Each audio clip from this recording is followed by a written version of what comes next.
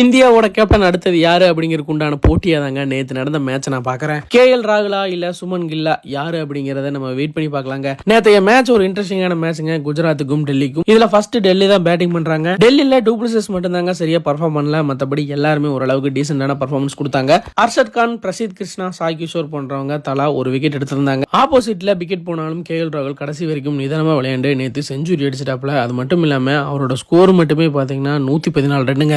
அதே மாதிரி நேற்றைய மேட்ச்ல KL ராகுல் T20ல 8000 ரன் கிராஸ் பண்றாரு. அதிவேகமாக 8000 ரன் அடிச்ச இந்தியர் அப்படிங்கிற பெருமையும் நேற்று KL ராகுலுக்கு கிடைச்சிருக்குது. இதுக்கு முன்னாடி விராட் கோலி 243 இன்னிங்ஸ்ல இந்த 8000 ரன் கிராஸ் பண்ணாரு. ஆனா இப்ப KL ராகுல் 224 இன்னிங்ஸ்லயே கிராஸ் பண்ணிட்டாரு. ஒரு வழியா DC 200 அப்படிங்கிற இமாலய இலக்க டார்கெட்டா செட் பண்ணாங்க. GTல அட்லீஸ்ட் ஒரு விக்கெட்டாவது போகும் அப்படின்ட்டு எல்லாருமே எதிர்பார்த்திருப்பீங்க.